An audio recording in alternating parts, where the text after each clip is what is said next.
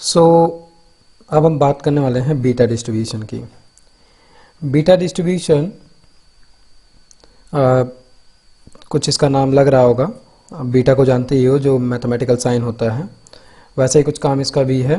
Beta distribution का use जो है ये स्टैटिस्टिक्स में किया जाता है और ये कंटिन्यूस प्रोबेबिलिटी डिस्ट्रीब्यूशन फैमिली का मेंबर है। दैट मीन्स कि हम बीटा डिस्ट्रीब्यूशन का यूज करके कंटिन्यूस प्रोबेबिलिटी डिस्ट्रीब्यूशन निकालते हैं। दैट मीन्स कि वो सारा डेटा जो कि एक कंटिन्यूस प्रोसेस को रिप्रेजेंट करता है, या हम आगे जो भी डेटा मिल रहा है उससे हम कंटिन्यूस प्रोसेस को एनालाइज कर सकते हैं। जैसे कि अगर हम बात करें स्टॉक मार्केट जो कंटिन्यूस फ्लक्चुएट करता है और कंटिन्यूस उसका अपडेट हमको मिलता रहता है, ये एक एग्जांपल है। इसी तरीके के जो कंटिन्यूस प्रोबेबिलिटी निकाली जाती है वहाँ पर हम बीटा डिस्ट्रीब्यूशन का यूज कर सकते हैं। इसका जो रेशियो होता है वो 0 से 1 के बीच में होता है। दैट मीन्स कि हम अभी जब ग्राफिकल रिप्रेजेंटेशन करेंगे इसके थ्रू, तो हमारा जो इंटरवल होगा वो 0 से 1 के बीच में होगा और साथ में इसमें जो वैल्यू हमको मिलती है वो पॉजिटिव में ही मिलेगी। इसमें हमको दो साइन मिलेंगे, अल्फा और बीटा। अल्फा और बीटा कहने से ये अब समझ जाना कि हम नमपाई का रैंडम मॉड्यूल यूज कर रहे हैं और उसके अंदर रैंडम मॉड्यूल के अंदर हमको अलग अलग डिस्ट्रीब्यूशन के मेथड्स मिल रहे हैं। इस केस में हमको बीटा डिस्ट्रीब्यूशन का मेथड मिलेगा और अगर अल्फा और बीटा यहाँ पर दो पैरामीटर्स यूज हो रहे हैं, दैट मीन्स कि उस आर्ग्यूमेंट के अंदर भी हम अल्फा और बीटा टाइप का दो आर्ग्यूमेंट जरूर पास करेंगे। ठीक है, थोड़ा सा और इसके बारे में बात कर लेते हैं। इसके अंदर अल्फा और बीटा एक्चुअल में करते क्या है। तो अल्फा जो है ये एक सब कुछ क्या है, रैंडम वेरिएबल ही हम ले रहे हैं। रैंडम वेरिएबल का मतलब कि 1 डायमेंशन 2 डायमेंशन या मल्टी डायमेंशन के एरे हैं हमारे पास, जिनका यूज कर रहे हैं, जिनसे हम एक रैंडम सीरीज जनरेट कर रहे हैं। तो वही जो हम रैंडम सीरीज जनरेट कर रहे हैं उसी रैंडम नंबर का ही एक्सपोनेंट जो है, उसमें से जो एक्सपोनेंट होता है वो अल्फा के पास होता है। उसी तरीके से जो बीटा है ये क्या करेगा, शेप को कंट्रोल करता है। जो भी डिस्ट्रीब्यूशन का शेप है उसके शेप को कितना बड़ा छोटा कैसे करना है वो अभी इसको जब हम एक्चुअल में ग्राफिक रिप्रेजेंटेशन में बनाएंगे तो बहुत अच्छे से समझ में आएगा कि वो हम किस तरीके से ग्राफ्स क्रिएट कर रहे हैं।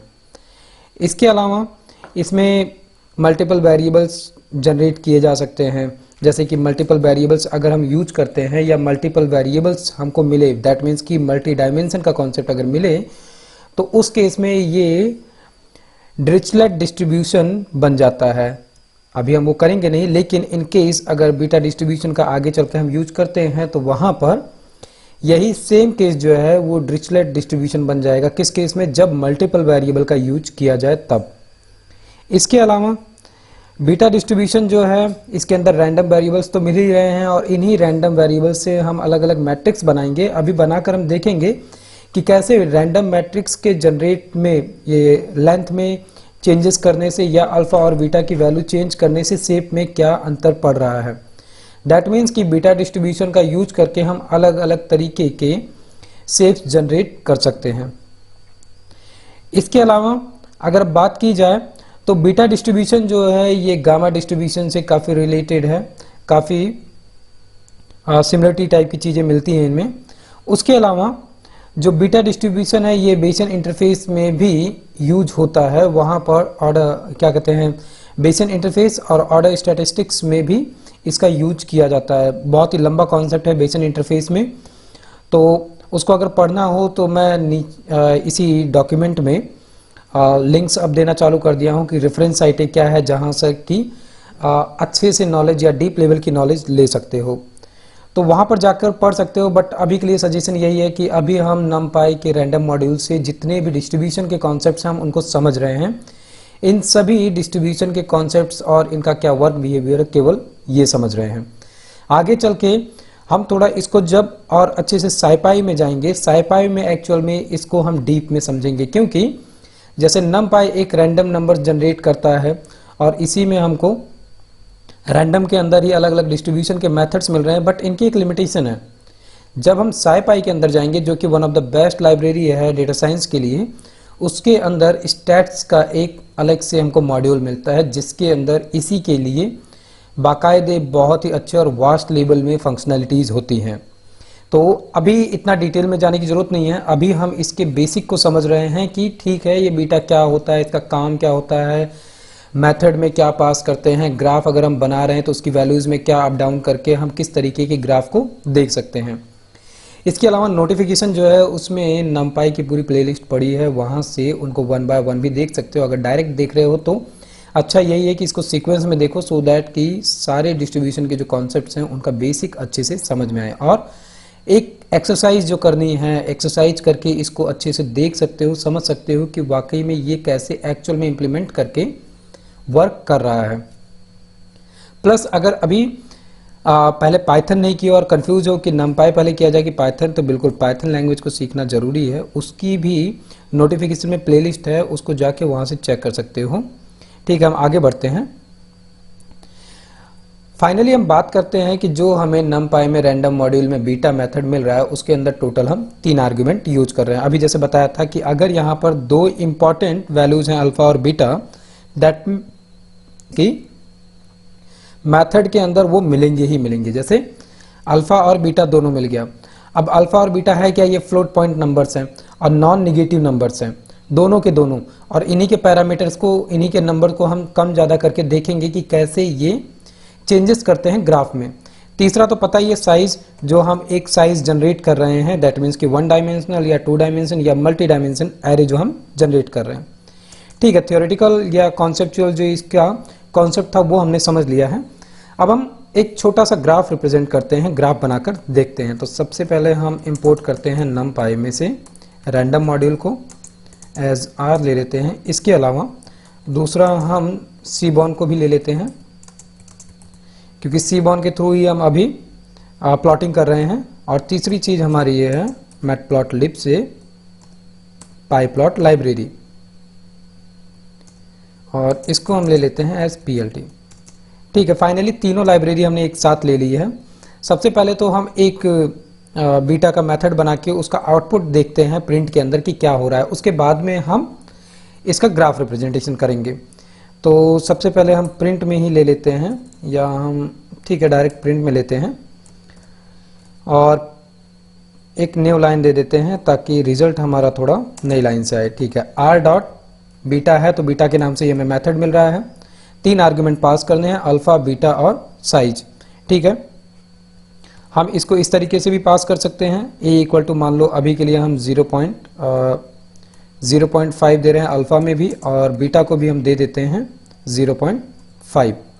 साथ में साइज जो है वो दे देते हैं अभी, क्योंकि हमको प्रिंट में देखना है तो हम इसको थोड़ा ही देते हैं, 10 सफिशियंट होगा, 10 की साइज देते हैं। परफेक्ट। प्रिंट करके सबसे पहले इसको हम चेक ही कर लेते हैं कि ये हमें रिजल्ट क्या देगा। इतना याद रहे कि जितने भी हम डिस्ट्रीब्यूशन के कॉन्सेप्ट देख रहे हैं इसके बाकायदे बहुत सारे फॉर्मूले हैं, कॉन्सेप्ट्स हैं जो कि एक्चुअल में हैं, लेकिन हम मेथड्स का यूज कर रहे हैं तो ये डायरेक्ट हमको रिजल्ट लाकर दे दे रहे हैं। बट जिनको इनको थोड़ा और अच्छे से समझना है या डीप लेवल में जिनको आता है, वो बाकायदे सजेशन लिंक में जाकर उनके बारे में देख सकते हैं कि इनमें क्या फार्मूले लगते हैं, कैसे वर्क करता है। बट यस, जो लोग अपने आप को अनकंफर्टेबल समझें वहाँ पर जाके उन सारे फार्मूलोज में, तो वहाँ पर जाकर अपने आप को कंफ्यूज करने की ज़रूरत नहीं है, बिकॉज हम जो यहाँ पर कर रहे हैं ये अपने आप में सफिशियंट है अभी जो हम करेंगे। हमको वर्क बिहेवियर अगर समझ में आ रहा है, क्योंकि पाइथन का यूज ही इसीलिए किया जा रहा है कि हम उन सभी वर्क को कर पाएँ जो कि एक कॉम्प्लेक्सिटी जनरेट करती है, और नॉर्मल तरीके से करने में कॉम्प्लेक्सिटी होती है उनको। बाकी बात रही उन मैथमेटिकल कॉन्सेप्ट को समझने की, तो वो जब हम थोड़ा सा और आगे चलेंगे तो ऑटोमेटिक धीरे धीरे ये चीज़ें हम कनेक्ट करने लगेंगे, और कनेक्ट करने के साथ में ये चीज़ें हम करना जान भी जाएंगे और पता भी नहीं चलेगा। ठीक है, तो अभी हमको सिंटैक्स एरर मिल रहा है, और मिल रहा है लाइन नंबर 42 में। ओके, 42 में एरर मिलने का क्या सेंस बनता है? 42 हमने कहाँ गलती की है? ओके, यहाँ ओके फाइनली एरर मिल गया है। यहाँ पर एक कॉलन नहीं बंद हुआ था वो, प्लस सिस्टम जो हैंग हुआ था वो भी ठीक हो गया है। रिजल्ट को रन कर चुके हैं। यहाँ पे अगर नोटिस करो तो 10 अलग अलग बीटा डिस्ट्रीब्यूटेड रिजल्ट हमको मिले हैं, और अगर नोटिस करो तो ये 0 से 1 के बीच में ही सारे के सारे पॉइंट्स हैं जो मिले हैं। इस प्रिंट को करने का यही रीज़न था कि हमको ये रिज़ल्ट देखना था कि क्या वाकई में 0 से 1 के बीच में हमको रिज़ल्ट मिल रहा है कि नहीं। फाइनली मिल गया है। तो इसके आगे अब हमारा काम क्या है कि हम इसमें से जो ये वैल्यूज़ थी इसको हम सिंपली यहाँ से कॉपी करते हैं और इसको हम प्लॉट करते हैं। इसको मैं कमेंट करता हूँ और अब हम फाइनली प्लॉटिंग करते हैं इसकी। तो प्लॉटिंग करने के लिए सबसे पहले तो हमने ले लिया डिस्ट प्लॉट को और डिस्ट प्लॉट के अंदर ये वैल्यूज़ को हमने कॉपी पेस्ट कर दिया। ये हो गया। इसके साथ में यहाँ पर अभी के अभी हम जो हिस्ट है इसको हम फॉल्स कर देते हैं एंड इसके साथ में लेबल भी सेट कर देते हैं अभी ही। तो यहाँ पे लेबल हम सेट कर देते हैं कि इसमें जो है अल्फ़ा इक्वल टू 0.5 है एंड बीटा जो है वो भी इक्वल टू 0.5 है। ठीक है, लेबल का काम समझ में आ ही रहा होगा कि अभी जब ग्राफ बनेगा तो वहाँ पर ये वैल्यूज़ जो है वो लिख कर आएंगी। ठीक है, तो सबसे पहले हमको केवल और केवल ग्राफ का रिजल्ट शो कराना है, तो हम डायरेक्ट ग्राफ का रिजल्ट शो कराते हैं और इसको रन करते हैं ताकि पहले ये पता चल जाए कि ठीक है ये जो हमने अभी 10 पॉइंट्स देखे हैं इनको एक्चुअल में ये कैसे प्लॉट कर रहा है ग्राफ के अंदर और क्या ग्राफ हमको मिल रहा है। ठीक है, ग्राफ मिल गया। यहाँ पे दिख रहा होगा कि ठीक है हमको ये पता चल रहा है कि अल्फ़ा और बीटा की वैल्यू हमने क्या दी और उसकी वजह से क्या रिजल्ट हमको मिला। ठीक है, तो आगे बढ़ने से पहले हम x और y को थोड़ा सा नाम दे दें और हमारे इस रिजल्ट को भी एक नाम दे दें। तो उसके लिए हम क्या करते हैं कि प्लॉट मेथड्स टू ब्यूटीफाई नाम दे देते हैं हम इसको, ब्यूटीफाई द रिजल्ट। ठीक है, तो सबसे पहले ब्यूटीफाई करने में हम करते हैं लेबलिंग और x का लेबल हम सेट करते हैं और x के लेबल में हम दे देते हैं कि ये एक रेंज है, रेंज ऑफ x। इसी तरीके से हमने दे दिया y लेबल और यहाँ पे दे दिया इसको नाम हम दे सकते हैं क्योंकि हम बात कर रहे हैं प्रोबेबिलिटी की, सो फ्रिक्वेंसी देते हैं जो हम देते हुए आ रहे हैं, फ्रिक्वेंसी ऑफ y एंड इसके साथ में हम टाइटल भी सेट कर देते हैं और टाइटल का नाम हो गया हमारा यहाँ पर बीटा डिस्ट्रीब्यूशन। इतना काम हो गया। ये काम सिंपली था, हमने ब्यूटीफाई किया। अगर इसमें रेंज देना चाहो तो हम रेंज भी दे सकते हैं, लेकिन रेंज देने की ज़रूरत नहीं है। एक्स और वाई को हम रेंज दे सकते हैं एक्स लिम और वाई लिम के थ्रू। ठीक है, तो इससे रिजल्ट तो शो हो रहा है। अब हम थोड़ा सा अपने रिजल्ट को मॉडिफाई करते हैं। दैट मीन्स कि इस रेंज को अगर हम 100 कर दें, यानी कि हमने अपना रैंडम जो था नंबर वो 0 से लेके 100 तक जनरेट किया है। ठीक है, तो इसके रिजल्ट को एक बार देखते हैं और याद रहे कि ये एक 1 डायमेंशनल एरे बनाया है, मतलब कि 1 क्रॉस 100 का एक रैंडम नंबर का एरे जनरेट हुआ है सॉरी। उससे हमको ग्राफ कुछ ऐसा मिला, लेकिन इसको हम थोड़ा और अच्छा करना चाहते हैं। उसके लिए हम क्या करते हैं कि हम हमारे रैंडम नंबर्स के मैट्रिक्स को 100 क्रॉस 100 का कर लेते हैं। अभी देखोगे कि इसकी वजह से एक्चुअल में फ़र्क क्या पड़ रहा है हमारे रिजल्ट पे, क्योंकि अभी वाला जो रिजल्ट देखा उसमें ये देखा कि ठीक है पॉइंट्स तो बन रहे हैं, लेकिन उन पॉइंट्स से हमारा ग्राफ जो है वो कुछ अच्छा हमको रिजल्ट नहीं दे रहा है। दैट मीन्स कि कंसिस्टेंसी नहीं है कि जिसकी वजह से ग्राफ हमको कुछ अच्छे तरीके से रिप्रेजेंट होकर दिखे। तो आउल का अगर शेप बनाना है, ये आउल का शेप पूरा बन गया, नीचे स्टैंड भी है। इसको अगर हम थोड़ा सा अभी क्या करें, एक्स लिम और वाई लिम करके इसके रेंज को हम अगर सेट करते हैं कहाँ से कहाँ तक, 0 से लेकर 1 के बीच में, तो हमको एक्चुअल में मिलेगा यही वाला शेप और ये वाला शेप कट जाएगा। ठीक, दैट मीन्स कि कटोरा शेप हिंदी में हम कह सकते हैं इसको। अगर यही चीज़ हमें करनी है, ध्यान दिया कि केवल हमारे मैट्रिक्स को 100 क्रॉस 100 करने से हमको ये शेप मिल गया। ठीक है, तो हम यहाँ पर इनके लिए लिख भी सकते हैं कि इस केस में क्या है, alpha and beta both on same points on same range. और इस केस में अगर हम चाहें क्या कि x और y दोनों को ही रेंज सेट कर दे 0 से 1 के बीच में, ठीक है। तो मान लो कि हम PLT लेते हैं एंड यहाँ पर लेते हैं xlim और इसको हम दे देते हैं कि भाई तुम जो है 0 से 1 के बीच में ही रहना, और दूसरा जो है y, और y में हम सेट कर देते हैं कि तुम जो है 0 से लेकर हदन इसको हम कर देते हैं 2.5 तक, इससे ज़्यादा नहीं जाएगा।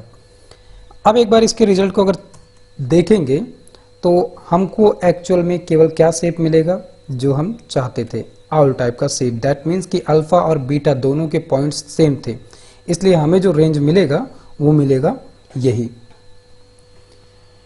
मिल गया, आउल का शेप मिला, लेकिन हो सकता है कि इसमें कन्फ्यूजन हो रहा हो, ठीक है। तो हम इसको मैक्सिमाइज भी कर सकते हैं उसी रेंज से देकर, या नहीं देना चाहते हैं तो हम जो अभी करके रखे हैं हम उसी पे आगे बढ़ते हैं।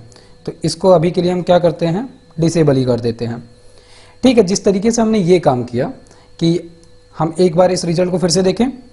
हमने अभी अल्फ़ा और बीटा दोनों के पॉइंट्स सेम दिए थे, और मैट्रिक्स दैट मीन्स की साइज़ जो है वो हमने 100 क्रॉस 100 की दे रखी है, ठीक है, उसमें कोई दिक्कत नहीं है, ठीक है। ये शेप मिल रहा है। इसका अगर हम हिस्टोग्राम भी देखना चाहें तो हिस्टोग्राम भी यहाँ से हम देख सकते हैं, लेकिन हिस्टोग्राम हम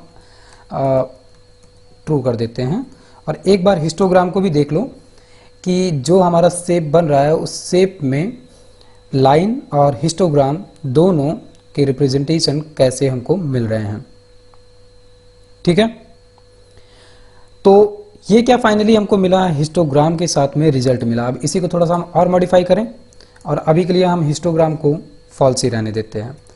मान लो ये तो एक चीज़ मिली कि अल्फ़ा और बीटा दोनों के पॉइंट को हमने इक्वल रखा, लेकिन मान लो कि हम जो है चाहते हैं कि हमारा जो रिजल्ट आए वो अल्फ़ा से होते हुए बीटा की तरफ जाए। दैट मीन्स कि वैल्यूज़ जो हैं वो बढ़ते से घटते क्रम में आगे बढ़े, बढ़ते से घटते। दैट मीन्स कि जो x और y का पॉइंट होगा, x का पॉइंट कम हो और y का पॉइंट ज़्यादा हो, दैट मीन्स कि ऊपर की तरफ, और फिर वो धीरे धीरे धीरे धीरे डाउन की तरफ आए। ऐसा केस अगर हमें करना है, ठीक है, तो यहाँ पे हम क्या लिख सकते हैं इसके लिए कि alpha point high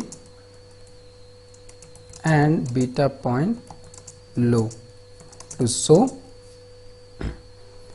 high to low ratio. इसके लिए क्या करना है, इसके लिए हमें अपने अल्फ़ा की वैल्यू को बढ़ा देना है। दैट मीन्स कि इसको अगर हम 5 कर देते हैं, और हमारा बीटा दैट मीन्स कि इसको हमें डाउन करना है, तो हम इसको 1 कर देते हैं, ठीक है। इसकी वजह से ध्यान देना कि हमारे ग्राफ पे क्या फ़र्क पड़ता है। तो यहाँ पर बीटा की वैल्यू 1 हो गई और अल्फ़ा की 5 हो गई, ठीक है। एक बार इसको हम रन करें। मैंने कहा है कि हाई से डाउन की तरफ जाना है, दैट मीन्स कि वाई की जो वैल्यूज़ मिल रही हैं हमको वो हाई मिलेंगी, और अल्फ़ा की जो वैल्यू है वो डाउन मिलेगी। रिजल्ट मिला हमें। रिजल्ट में क्या मिल रहा है कि वैल्यूज़ जो है यहाँ से अगर ध्यान देना हम चालू करें, अब इसको मैं अगर कट कर दूं यहाँ से, ठीक है, केवल इस पॉइंट से अगर हम बात करें तो ये हाई से होते हुए डाउन की तरफ जा रहा था। इसी को अगर हम उल्टा करना चाहें तो हम अल्फ़ा की वैल्यू को ज़्यादा कर दें और बीटा की वैल्यू को ज़्यादा कर दें और अल्फ़ा को कम कर सकते हैं, ठीक है।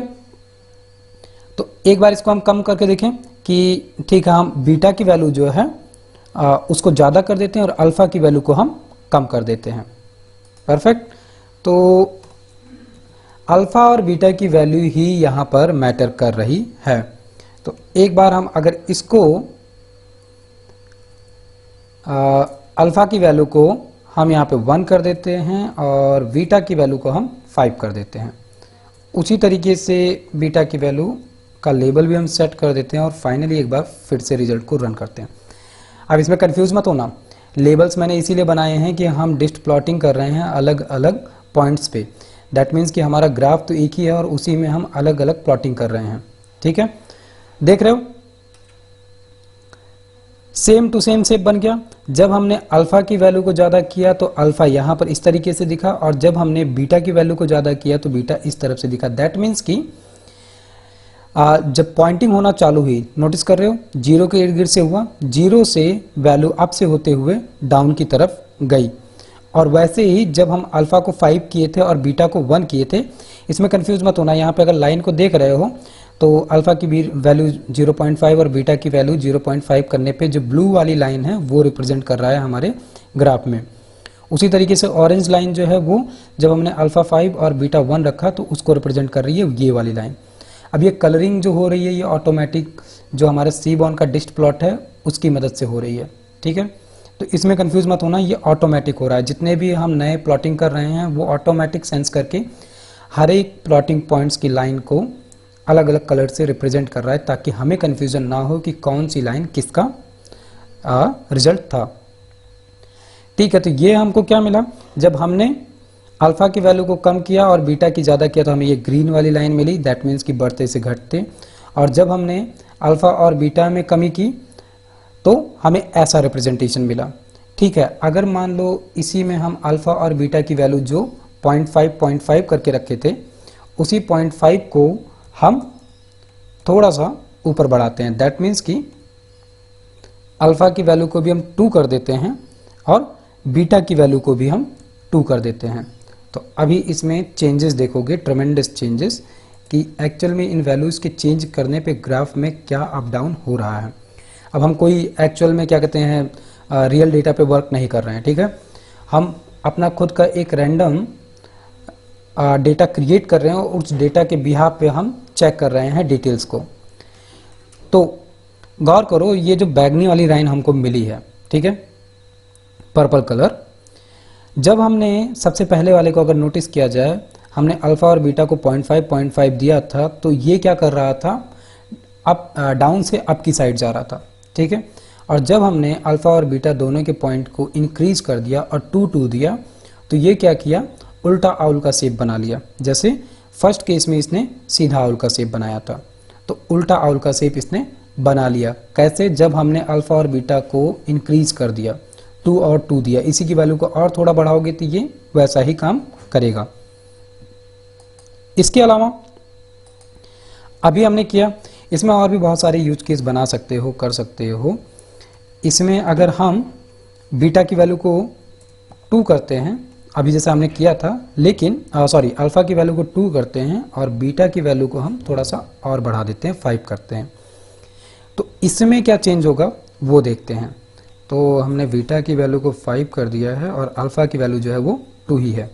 एक बार इस रिजल्ट को भी देख लो, क्योंकि हमने सबसे पहले अल्फा और बीटा की वैल्यू को 0.5 किया, फिर उसमें हमने थोड़ा सा इंक्रीमेंट किया, अल्फा की वैल्यू को कम, बीटा की वैल्यू को ज़्यादा किया, तो हमने देखा कि क्या चेंजेस हो रहे हैं। फाइनली जब हमने क्या किया, अल्फा को 2 किया और बीटा को 5 किया, तो क्या देख रहे हो, अल्फा और बीटा में क्या हो रहा है, ये इसका जो झुकाव है 0.0 की तरफ ज़्यादा है और यहाँ से ये फिर ऊपर उठा और फिर धीरे धीरे करके डाउन हुआ। दैट मीन्स कि इसके रैंडम नंबर्स की जो प्लॉटिंग हुई थी, रैंडम नंबर्स जो जनरेट हुए थे और उसमें जो बीटा मेथड का इम्प्लीमेंटेशन हुआ और उससे जो पॉइंट्स निकले, उन पॉइंट्स में पॉइंट्स का रिजल्ट जो था वो कुछ ऐसा था कि जो 0.0 के नियरेस्ट था वहाँ से वो अप होना चालू हुआ। दैट मीन्स कि 0.0 से लेके 0.3 के समथिंग तक हमको नंबर्स बहुत ज़्यादा मिले और हाई प्रियोरिटी वाले नंबर मिले। दैट मीन्स कि उनकी वैल्यू हाई थी, इसलिए हमारा ग्राफ अप गया। और इसके बाद में उसके बाद 0.3 से लेके 0.8 के बीच में हमको नंबर जो है वो कम मिलते गए, इसीलिए इसकी प्लॉटिंग डाउन होती चली गई। क्योंकि यहाँ पर जो कुछ हम किए, जितना भी हमने यहाँ पर लीनियर रिप्रेजेंटेशन किया है, ये सभी का सभी बन कैसे रहा है, पॉइंट्स की वजह से ही बन रहा है। जो जो पॉइंट्स हैं उन्हीं पॉइंट्स को हम पहले डॉट करते हैं। अगर हम इसको ध्यान करें, मैथ में जो हम ग्राफ बनाते थे वहाँ क्या करते थे, जो भी हमने कोई पॉइंट निकाला है उन पॉइंट्स को पहले हम एक्स और वाई एक्सिस पे पॉइंट को हम डॉट करते हैं, डॉट करते हैं और फिर उसके बाद में पेंसिल से उनको हम ग्राफ बनाते थे। वही सेम काम हम यहाँ पर भी कर रहे हैं। इसीलिए अगर नोटिस करो तो सबसे पहले हमने क्या किया था, यहाँ पे टर्मिनल में रिजल्ट को रन करके देखा था। ये अगर रिजल्ट की बात करो, ये क्या है, ये पॉइंट्स ही तो हैं और इन पॉइंट्स को हमको प्लॉट ही तो करना था। और इन पॉइंट्स को प्लॉट करने के लिए हमें क्या देखना था कि ठीक है 0.7 कह रहा है तो 0.7 जो है वो कहीं यहाँ पर आएगा तो ठीक है, 0.7 और 0.7 यहाँ कहीं पे आएगा तो हमने उसको पॉइंट कर दिया, ठीक है। लेकिन अब हम 2 डायमेंशनल एरे रन कर रहे थे, दैट मीन्स कि x और y दोनों एक्सिस के पॉइंट हमें मिल रहे थे, तो हमें x और y एक्सिस करना था। मान लो कि x जो है वो 0.2 आया था और y जो था वो आया था क्या कहते हैं 1.0, तो हम उसकी पॉइंटिंग क्या करेंगे, यहीं कहीं तो करेंगे। तो वैसे ही करके हम यहाँ पर भी लाइन बना रहे हैं, लेकिन हम इसको एक्चुअल में मेथड के थ्रू कर रहे हैं तो हमें ग्राफ बना बनाया मिल जा रहा है। बट अपने आप को अगर थोड़ा रिकॉल करो, जब मैथ में हम ग्राफ बनाते थे तो हम वही मैनुअल जो वर्क करते थे यहाँ पे ऑटोमेटिक हो रहा है, ठीक है। तो ये जो ग्राफ हमने अभी बनाया है ये बहुत अच्छा नहीं है, इनको जब हम SciPy की मदद से करेंगे तो वहाँ पर ये बहुत बेस्ट बनेंगे। लेकिन अभी के लिए जो हमने किया ऐसे ही और यूज केस इसमें बनाकर ये चेक कर सकते हो कि ठीक है अल्फ़ा या बीटा की वैल्यू को हम अप डाउन करें अगर तो इससे क्या हो रहा है, या अल्फ़ा या बीटा की वैल्यू को अगर हम नेगेटिव दे दें तो क्या होगा, क्या हमें एरर मिलेगा नहीं मिलेगा, ये सारे यूज केस करके चेक कर सकते हो। तो इसमें इतना ही है, इसको ट्राई करो और कोशिश ये करो कि ये जो रिज़ल्ट है इसमें प्लॉटिंग के, जैसे हमने इसमें बीटा डिस्ट्रीब्यूशन लिख दिया सो दैट कि रिज़ल्ट हमें मिल रहा है तो पता चल रहा है कि ठीक है ये बीटा डिस्ट्रीब्यूशन का रिज़ल्ट है। और लेबलिंग ज़रूर करो ताकि हम एक साथ कई सारे रिजल्ट्स की प्लॉटिंग कर रहे हैं तो उनका जो ग्राफ जनरेट हो उसका रिजल्ट हमें पता चले कि ये क्या हो रहा है। और अभी हम केवल क्या कर रहे हैं, रेशियोज देख रहे हैं, रैंडम नंबर जनरेट करके ये सारा काम कर रहे हैं। लेकिन जब हम एक्चुअल डेटा के साथ ये सारा काम करेंगे तब क्या होगा, तब हमें ये पता होगा कि ठीक है हमारे पास डेटा जो है वो ये है और इस डेटा के ऊपर हमें अल्फ़ा और बीटा की वैल्यूज़ को क्या रखना है, कितना रखना है, जिसकी वजह से हमें रिज़ल्ट कितना कैसे मिले। क्योंकि अगर बात ध्यान हो तो हमने यहाँ पर बात की थी कि अल्फ़ा और बीटा एक्चुअल में क्या कर रहे हैं, रैंडम नंबर्स जो जनरेट किए जा रहे हैं उसमें से एक्सपोनेंट का जो एक्सपोनेंट जो होता है वो एक निकाल रहा है और दूसरा क्या कर रहा है, जितने भी डिस्ट्रीब्यूशन शेप्स बनाने हैं उनको कंट्रोल कर रहा है दूसरा। तो यही पूरा काम यहाँ पर हो रहा है, ठीक है। इससे रिलेटेड अगर कोई कन्फ्यूज़न है, कोई क्वेश्चन है तो कमेंट करो, इसके बाद में हम नेक्स्ट टॉपिक देखेंगे, ठीक है। Then bye bye. और साथ ही पाइथन पढ़ रहे हो, पाइथन से होते हुए डेटा साइंस तक जाने के लिए, बेहतर तरीके से पढ़ने के लिए चैनल में नीचे स्क्रॉल करोगे तो पॉपुलर वीडियोस के नीचे अभी मैंने ज़ेंगो के बारे में पढ़ाना चालू किया था। ज़ेंगो की पूरी प्लेलिस्ट है, स्टेप बाय स्टेप पूरा 1 बाय 1 मैंने सीरीज़ में लगा रखे हैं। इसी के अलावा नमपाई एरे से रिलेटेड जो भी वीडियोज़ हैं वो सीक्वेंस में मैंने यहाँ पर बना रखा है। ऑनलाइन पाइथन क्लास मैंने एक वीडियो बना रखा है क्लासेस के लिए, लेकिन अगर पाइथन और अच्छे और डीप में पढ़ना है तो नीचे एक full Python basic and advance course मिलेगा, इसको देख सकते हो। इसके अंदर 35 प्लस वीडियोस मैंने बना रखे हैं, बेसिक से लेके एडवांस प्लस डेटाबेस कनेक्टिविटी पूरी। इसके अलावा नीचे गिटहब और कुछ और भी फाइलें हैं, जैसे टिप्स एंड ट्रिक्स अभी मैं बना रहा हूँ, कुछ भी VS कोड से रिलेटेड या कोडिंग से रिलेटेड जो भी आता है वो मैं यहाँ पे दूंगा। इसके अलावा आगे चल के मैं एक प्रोग्रामिंग न्यूज़ करके भी प्लेलिस्ट बना दूंगा। तो बेहतर देखने के लिए, रिस्पांस के लिए प्लेलिस्ट को ज़रूर देखो, क्योंकि प्लेलिस्ट में सब कुछ मैंने स्टेप बाय स्टेप बना रखा है, लगा रखा है। इससे बहुत आसान हो जाएगा प्रोग्रामिंग लैंग्वेज को पढ़ना और पाइथन से होकर डेटा साइंस तक जाने में भी आसानी मिलेगी। कमेंट करके मुझे बताओ वीडियोस कैसे लग रहे हैं, शेयर सब्सक्राइब करना मत भूलो। ओके, मिलते हैं फिर नेक्स्ट टॉपिक और नेक्स्ट वीडियो में।